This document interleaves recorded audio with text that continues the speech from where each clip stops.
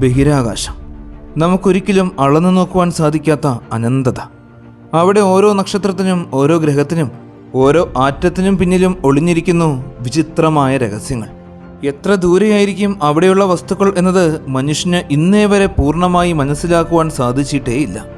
ഒരു നക്ഷത്രത്തിൽ നിന്ന് മറ്റൊന്നിലേക്കുള്ള ദൂരം, പ്രകാശത്തിന് പോലും അവിടെ എത്തിച്ചേരുവാൻ ആയിരക്കണക്കിന് വർഷങ്ങൾ വേണ്ടിവരും. ഒന്ന് ചിന്തിച്ചു നോക്കൂ. നാം ഇന്നിപ്പോൾ നോക്കുന്ന ആകാശത്തിലെ ചില നക്ഷത്രങ്ങൾ, ഇന്ന് കാണുന്ന പ്രകാശം അവർ പുറപ്പെടുവിച്ചത് ആയിരങ്ങളോ ലക്ഷങ്ങളോ വർഷങ്ങൾക്ക് മുമ്പായിരിക്കും. അതായത് നാം ഇന്ന് കാണുന്നത് അവരുടെ ഭൂതകാലത്തെയാണ്. എന്നിരുന്നാലും ഈ അനന്തമായ നക്ഷത്ര സമുദ്രത്തിൽ നമ്മോട് ഏറ്റവും അടുത്ത് കിടക്കുന്ന ഒരു നക്ഷത്ര മണ്ഡലമുണ്ട്. ഒരു അത്ഭുതകരമായ 3 നക്ഷത്രങ്ങൾ ചേർന്ന സിസ്റ്റം. പരസ്പരം അദൃശ്യമായ ഗുരുത്വാകർഷണ ബന്ധനങ്ങളാൽ നിബിഡമായ സിസ്റ്റം. ഇവയിൽ ഒന്ന് നമ്മുടെ തൊട്ടടുത്തായതുകൊണ്ട് തന്നെ മനുഷ്യൻ ഒരിക്കൽ അവിടെ എത്താനുള്ള സ്വപ്നങ്ങൾ കാണുകയാണ്. അവിടെ ഉണ്ടാകുന്ന ഗ്രഹങ്ങൾ, അവിടെ പിറക്കുന്ന പ്രകാശം, അവിടെ നിലനിൽക്കുന്ന ജീവൻ, ഇവയെല്ലാം നമ്മെ ആവേശത്തോടെയും കൗതുകത്തോടെയും അങ്ങോട്ട് ആകർഷിക്കുന്നു. അതാണ് ആൽഫ സെന്റൗറി സിസ്റ്റം, സൂര്യനോട് ഏറ്റവും ചേർന്ന നക്ഷത്ര മണ്ഡലം. നമ്മുടെ സൗരയൂഥത്തിന് പുറത്ത് ഏറ്റവും അടുത്ത അയൽവാസി നക്ഷത്രങ്ങൾ അവിടെയാണ്. ഇന്ന് നമ്മൾ പോകുന്നത് അതിൻ്റെ ലോകത്തിലേക്കാണ്. നമ്മുടെ സൂര്യനേക്കാളും ശക്തമായ പ്രകാശമുള്ള നക്ഷത്രങ്ങളിലേക്ക്, സാധ്യതയുള്ള ജീവന്റെ വാസസ്ഥലമായ ഗ്രഹങ്ങളിലേക്ക്, ആൽഫ സെന്റൗറിയുടെ ലോകത്തേക്ക്.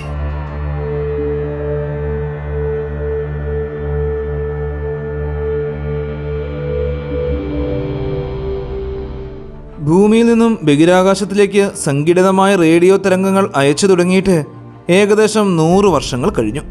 ഭൂമിയിൽ നിന്നുള്ള ഈ റേഡിയോ ശബ്ദങ്ങൾ ഇപ്പോഴേക്കും അനേകം നക്ഷത്രവ്യൂഹങ്ങളിൽ എത്തിച്ചേർന്നിട്ടുണ്ട്. അതിൽ 37 പ്രകാശവർഷം അകലെയുള്ള ആർക്ട്യൂറസ് നക്ഷത്രവും 65 പ്രകാശവർഷം അകലെയുള്ള ആൽഡബറാൻ നക്ഷത്രവും ഉൾക്കൊള്ളുന്നു. ഈ നക്ഷത്രങ്ങളിൽ മാത്രമല്ല റോസ് 128b, ഗ്ലീസെ 667cc ഇതുപോലുള്ള നിരവധി വാസയോഗ്യമായ എക്സോ പ്ലാനറ്റുകളിലും നമ്മുടെ റേഡിയോ സിഗ്നലുകൾ കേൾക്കാൻ സാധിച്ചേക്കാം. എന്നിരുന്നാലും സൂര്യൻ്റെ തൊട്ടടുത്തുള്ള നക്ഷത്ര വ്യൂഹം എന്നത് ആൽഫ സെന്റൗറി തന്നെയാണ്. അതുകൊണ്ട് തന്നെ ഭാവിയിൽ മനുഷ്യൻ നടത്തുന്ന ആദ്യ നക്ഷത്രാനന്തര യാത്രയ്ക്കുള്ള ഏറ്റവും സ്വാഭാവിക സ്ഥാനാർത്ഥിയും ഇതാണ്. ആൽഫ സെന്റൗറി ഒരു ബഹുനക്ഷത്ര വ്യൂഹമാണ്. അതിൽ 3 ഘടകങ്ങളാണുള്ളത്. അവയിൽ 2 വലിയ നക്ഷത്രങ്ങൾ പരസ്പരം അടുത്താണ് സ്ഥിതി ചെയ്യുന്നത്. ഭൂമിയിൽ നിന്നുകൊണ്ട് നോക്കുമ്പോൾ അവയെ ഒറ്റ പ്രകാശ സ്രോതസ്സായിട്ടേ നമുക്ക് തോന്നും. ഈ 2 നക്ഷത്രങ്ങളും പരസ്പരം ഒരു മാസ് സെന്ററിനെ ചുറ്റിയാണ് ഭ്രമണം ചെയ്യുന്നത്. ഒരു ഭ്രമണം പൂർത്തിയാക്കുവാൻ ഏകദേശം 80 വർഷങ്ങൾ എടുക്കും. നക്ഷത്രങ്ങൾ തമ്മിലുള്ള പരമാവധി ദൂരം എന്നത് 35 ആസ്ട്രോണമിക്കൽ യൂണിറ്റ് വരെയും കുറഞ്ഞ ദൂരം 11.2 ആസ്ട്രോണമിക്കൽ യൂണിറ്റ് വരെയുമാണ്. ഈ വ്യൂഹം മുഴുവനും സൂര്യനിൽ നിന്നും ഏകദേശം 4.36 പ്രകാശവർഷം അകലെയാണ് സ്ഥിതി ചെയ്യുന്നത്. സിസ്റ്റത്തിലെ ഏറ്റവും വലുതും ഏറ്റവും പ്രഭയുള്ളതുമായ ഘടകം ആൽഫ സെന്റൗറി എ ആണ്. ഇതൊരു മെയിൻ സീക്വൻസ് സ്റ്റാറാണ്. സൂര്യനേക്കാൾ ഏകദേശം 8% കൂടുതൽ ഭാരം. വ്യാസം സൂര്യൻ്റെ 1.22 മടങ്ങ്. ഈ നക്ഷത്രത്തിൻ്റെ ഉപരിതല താപനിലയും സ്പെക്ട്രൽ ക്ലാസും സൂര്യനോട് സാമ്യമാണ്. എന്നാൽ ഇത് സൂര്യനേക്കാളും 1.5 മടങ്ങ് അധികം ഊർജം പുറപ്പെടുവിക്കുന്നു. ഇതിൻ്റെ ചുറ്റിലും സ്ഥിരീകരിച്ച എക്സോ പ്ലാനറ്റുകൾ ഇന്നേ വരെ കണ്ടെത്താൻ സാധിച്ചിട്ടില്ല. എങ്കിലും 2021 ഇൻഫ്രാറെഡ് നിരീക്ഷണങ്ങൾ നടത്തിക്കൊണ്ടിരിക്കുമ്പോൾ ഒരു ഗ്രഹസദൃശ വസ്തുവിൻ്റെ തെളിവുകൾ കണ്ടെത്തി. പ്രാഥമിക കണക്കുകൾ പ്രകാരം അതിൻ്റെ ഭാരം 9 മുതൽ 35 ഭൗമഭാരമാണ്. അതിൻ്റെ വ്യാസം ഭൂമിയേക്കാൾ 3.3 മുതൽ 7 മടങ്ങ് വരെയും. ഇത് തൻ്റെ മാതൃനക്ഷത്രത്തിൽ നിന്നും 1.1 ആസ്ട്രോണമിക്കൽ യൂണിറ്റ് അകലത്തിലായിരിക്കും ഭ്രമണപഥത്തിൽ സ്ഥിതി ചെയ്യുന്നത്. ഒരു പൂർണ്ണ ഭ്രമണം പൂർത്തിയാക്കുവാൻ ഏകദേശം 1 വർഷം സമയമെടുക്കും.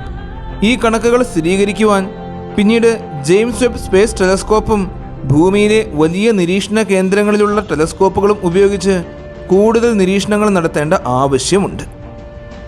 ഈ സിസ്റ്റത്തിലെ 2ാമത്തെ നക്ഷത്രം ആൽഫ സെന്റൗറി ബി ആണ്, അല്ലെങ്കിൽ ടൊളിമാൻ നക്ഷത്രം. ഇതും ഒരു പ്രഥമ ശ്രേണി നക്ഷത്രമാണ്.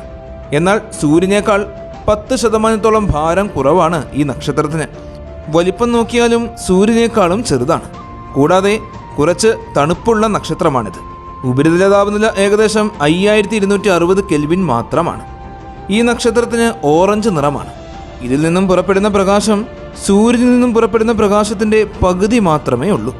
അതുമാത്രമല്ല, ഇത് എക്സ്റേ പരിധിയിൽ മറ്റുള്ള നക്ഷത്രങ്ങളെ അപേക്ഷിച്ച് കൂടുതൽ ഊർജം പുറപ്പെടുവിക്കുന്നു. ഇതിൻ്റെ ഉപരിതലത്തിൽ ഊർജ്ജസ്വലമായ ഫ്ലെയറുകളും ഗ്യാസ് ഇഞ്ചക്ഷനുകളും പതിവായി കാണപ്പെടാറുമുണ്ട്. 2012 ജനീവയിലെ നിരീക്ഷണ കേന്ദ്രത്തിൽ ഒരു സംഘം നടത്തിയ നിരീക്ഷണത്തിൽ നിന്നും ഈ നക്ഷത്രത്തിൻ്റെ സമീപത്ത് ഒരു ചെറുഗ്രഹം ഉണ്ടാകാമെന്ന് കരുതപ്പെട്ടു. അതിൻ്റെ ഭ്രമണകാലം 12 ദിവസങ്ങൾ മാത്രമാണെന്നും വ്യാസം ഭൂമിയേക്കാൾ ഒരൽപ്പം ചെറുതാണ് എന്നും മനസ്സിലാക്കി. എന്നാൽ 3 വർഷങ്ങൾക്ക് ശേഷം വീണ്ടും നടത്തിയ നിരീക്ഷണങ്ങളിൽ നിന്നും മനസ്സിലാക്കുവാൻ സാധിച്ചത് അന്നത്തെ കണ്ടെത്തൽ തെറ്റായിരുന്നു എന്നാണ്. അതായത് അങ്ങനെയൊരു ഗ്രഹം നിലവിലില്ല എന്ന് തെളിഞ്ഞു. ഈ സിസ്റ്റത്തിലെ 3ാമത്തെ നക്ഷത്രം ആദ്യത്തെ 2 നക്ഷത്രങ്ങളെക്കാളും വ്യത്യസ്തമാണ്. ഇത് ഒരു ചുവന്ന ഡ്വാർഫ് നക്ഷത്രമാണ്, റെഡ് ഡ്വാർഫ് സ്റ്റാർ. സൂര്യൻ്റെ 12% മാത്രം ഭാരം. സൂര്യൻ്റെ 1/7 മാത്രമേ ഇതിന് വലിപ്പവുമുള്ളൂ. ഉപരിതല താപനില വെറും 3000 കെൽവിൻ. പ്രകാശ തീവ്രത എന്നത് സൂര്യനുമായി താരതമ്യപ്പെടുത്തുമ്പോൾ വെറും 0.17% മാത്രം. ഈ നക്ഷത്രം തന്നെയാണ് സൂര്യനോട് ഏറ്റവും അടുത്ത് സ്ഥിതി ചെയ്യുന്നത്, വെറും 4.25 പ്രകാശവർഷം ദൂരത്തിൽ. അതിനാലാണ് അതിനെ പ്രോക്സിമ എന്ന് വിളിക്കുന്നത്, അതായത് അടുത്ത് എന്നർത്ഥം. ഇത് സൂര്യനിലേക്ക് നിരന്തരം അടുത്തുകൊണ്ടിരിക്കുകയാണ്. ഏകദേശം 26,700 വർഷങ്ങൾക്ക് ശേഷം വെറും 3 പ്രകാശവർഷത്തോളം അടുത്തെത്തും. എന്നാൽ അതിൻ്റെ പ്രകാശം ഇത്ര ചെറുതായതിനാൽ ഭൂമിയിൽ നിന്നുകൊണ്ട് കാണാൻ സാധിക്കില്ല. പ്രോക്സിമയ്ക്കും അതിൻ്റെ കൂട്ടുനക്ഷത്രങ്ങൾക്കും ഇടയിലുള്ള ദൂരം ഇപ്പോൾ ഏകദേശം 13,000 ആസ്ട്രോണമിക്കൽ യൂണിറ്റാണ്, അതായത് 0.21 പ്രകാശവർഷം. എന്നാൽ അടുത്ത 3 ലക്ഷം വർഷങ്ങൾക്കുള്ളിൽ അത് 4100 ആസ്ട്രോണമിക്കൽ യൂണിറ്റായി കുറയും എന്നാണ് കരുതപ്പെടുന്നത്. പ്രോക്സിമയ്ക്ക് ചുറ്റിലും 2 സ്ഥിരീകരിച്ച എക്സോ പ്ലാനറ്റുകളുണ്ട്. കൂടാതെ ഒരു സംശയാസ്പദമായ ഗ്രഹവും ഉണ്ടാകാമെന്ന് നിരീക്ഷണങ്ങൾ സൂചിപ്പിക്കുന്നു. ഈ ഗ്രഹം 2016 റേഡിയൽ വെലോസിറ്റി മാർഗം ഉപയോഗിച്ച് കണ്ടെത്തി. 2020 ഭൂമിയിലെ ഏറ്റവും വലിയ ദൂരദർശിനിയായ VLT ടെലസ്കോപ്പ് സ്ഥിരീകരിച്ചു. ഇത് തന്നെ നക്ഷത്രത്തിൽ നിന്നും 0.05 ആസ്ട്രോണമിക്കൽ യൂണിറ്റ് അകലത്തിലാണ് സ്ഥിതി ചെയ്യുന്നത്. 11 ഭൗമദിനം കൊണ്ട് ഒരു ഭ്രമണം പൂർത്തിയാക്കുന്നു. ഭാരം ഭൂമിയേക്കാൾ 10 മുതൽ 20% വരെ കൂടുതലാണ്. വ്യാസം ഭൂമിയുടെ 1.3 മടങ്ങോളമാണ്. ഇത് സൂര്യനിൽ നിന്നും ഭൂമിക്ക് ലഭിക്കുന്നതിനേക്കാൾ 1.5 മടങ്ങ് കുറച്ച് ഊർജം മാത്രമേ ലഭിക്കുന്നുള്ളൂ. ശരാശരി താപനില -39 ഡിഗ്രി സെൽഷ്യസ്, അതായത് ചില ഭാഗങ്ങളിൽ ദ്രവജലം നിലനിൽക്കാൻ സാധ്യതയുണ്ട്. എങ്കിലും ഇത്രയും അടുത്തുള്ള ഭ്രമണപഥം കാരണം ഈ ഗ്രഹം ടൈഡലി ലോക്ക്ഡ് ആയിരിക്കും. അതായത് ഒരു വശം മാത്രം നക്ഷത്രത്തോട് നേർക്കുനേർ നിൽക്കും. അതിനാൽ ഒരു വശം ചൂടും മറുവശം അത്യന്തം തണുപ്പുമായിരിക്കും. ദ്രവവായു നിറഞ്ഞ അന്തരീക്ഷം ഉണ്ടായാൽ ഈ താപവ്യത്യാസത്തെ കുറയ്ക്കാൻ കഴിയും. എന്നാൽ പ്രോക്സിമ പോലെ ചുവന്ന നക്ഷത്രങ്ങൾ സ്ഥിരമായ ഫ്ലെയറുകൾ, റേഡിയേഷൻ പൊട്ടലുകൾ ഇവയെല്ലാം ഉണ്ടാകാറുണ്ട്. അത് ഈ ഗ്രഹത്തിൻ്റെ അന്തരീക്ഷത്തെ ഭാഗികമായി നശിപ്പിച്ചേക്കാം. 2020 കണ്ടെത്തിയ മറ്റൊരു ഗ്രഹം പ്രോക്സിമ സി ആണ്. ഇത് തൻ്റെ നക്ഷത്രത്തിൽ നിന്നും 1.5 ആസ്ട്രോണമിക്കൽ യൂണിറ്റ് അകലത്തിലാണ് സ്ഥിതി ചെയ്യുന്നത്. 5 ഭൗമവർഷങ്ങൾ കൊണ്ടാണ് ഇത് ഭ്രമണം പൂർത്തിയാക്കുന്നത്. ഭാരം 6 മുതൽ 8 ഭൗമമാസാണ്. താപനില വളരെയേറെ താഴ്ന്നതാണ്, ഏകദേശം -234 ഡിഗ്രി സെൽഷ്യസ്. ചില നിരീക്ഷണങ്ങൾ പ്രകാരം ഇതിന് ജൂപ്പിറ്ററിൻ്റെ 5 ഇരട്ടി വലിപ്പമുള്ള വലയങ്ങൾ ഉണ്ടായേക്കാം എന്നാണ് അനുമാനം. ഈ ആൽഫ സെന്റവറി സിസ്റ്റം കഴിഞ്ഞ 100 വർഷക്കാലത്തോളമായി നമ്മുടെ സിഗ്നലുകൾ നിരന്തരം കേട്ടുകൊണ്ടേയിരിക്കുകയാണ്. പക്ഷേ 40 ട്രില്യൺ കിലോമീറ്റർ ദൂരം മനുഷ്യർക്കായി ഇപ്പോഴും അതിരുകളെ മറികടക്കാത്തതാണ്. വെളിച്ചത്തിന് പോലും അവിടെ എത്തിച്ചേരുവാൻ 4 വർഷങ്ങളെടുക്കും. എന്നാൽ മനുഷ്യനിർമ്മിത പേടകങ്ങൾക്ക് അതിന് 10,000 വർഷങ്ങൾ വേണ്ടിവരും. എങ്കിലും ബ്രേക്ക് ത്രൂ സ്റ്റാർഷൂട്ട് എന്ന പദ്ധതി പ്രകാരം ചെറിയ മൈക്രോ പ്രോബുകൾ പ്രോക്സിമയിലേക്ക് അയക്കാനുള്ള പദ്ധതിയുണ്ട്. ഇവ വെറും 1 സെൻറ്റിമീറ്റർ വലിപ്പം മാത്രമുള്ളവയായിരിക്കും. ശക്തമായ ലേസർ കിരണങ്ങൾ ഉപയോഗിച്ച് അവയെ വെളിച്ചത്തിൻ്റെ 20% വേഗതയിൽ മുന്നോട്ട് തള്ളാനാണ് ആസൂത്രണം. അങ്ങനെ ചെയ്യുവാൻ സാധിച്ചാൽ ഈ പേടകങ്ങൾ 20 വർഷങ്ങൾക്കുള്ളിൽ പ്രോക്സിമയിൽ എത്തിച്ചേരും. വീണ്ടും 5 വർഷങ്ങൾക്കുള്ളിൽ അവിടെയുള്ള ഡാറ്റ ഭൂമിയിൽ എത്തിക്കാനും സാധിക്കും. ഇപ്പോൾ ജെയിംസ് വെബ് സ്പേസ് ടെലസ്കോപ്പ് ഭൂമിയിലേക്ക് ഡാറ്റകൾ അയച്ചുകൊണ്ടിരിക്കുകയാണ്. അതുപോലെ ടൊളിമാൻ എന്ന പുതിയ ബഹിരാകാശ ദൂരദർശിനിയും ആൽഫ സെന്റവറിയെ ലക്ഷ്യമാക്കി ഉടൻ വിക്ഷേപിക്കപ്പെടും. എല്ലാ ബുദ്ധിമുട്ടുകളെയും മറികടന്ന് മനുഷ്യൻ പ്രപഞ്ചത്തിൻ്റെ രഹസ്യങ്ങളെ തേടുകയാണ്. കാലങ്ങൾ കടന്നുപോകുന്തോറും ബഹിരാകാശം നമ്മളോട് കുറച്ചുകൂടെ അടുത്തുകൊണ്ടേയിരിക്കുന്നു. അനന്തമായ ഈ ബഹിരാകാശത്തിൽ നമ്മുടെ ഭൂമിയും സൂര്യനും വെറും മണൽത്തരികൾ മാത്രമാണ്. അവിടെ ഇവിടെയായി അനവധി നക്ഷത്രങ്ങൾ ജനിക്കുന്നു. ചിലത് അണഞ്ഞു പോകുന്നു, മറ്റു ചിലത് അവയ്ക്ക് ചുറ്റിലും പുതിയ ലോകങ്ങൾക്ക് പിറവി നൽകുന്നു. എന്നിരുന്നാലും ഈ അനന്തതയിൽ നിന്നുമുള്ള ഏറ്റവും അടുത്ത ശബ്ദമാണ് ആൽഫ സെന്റവറി.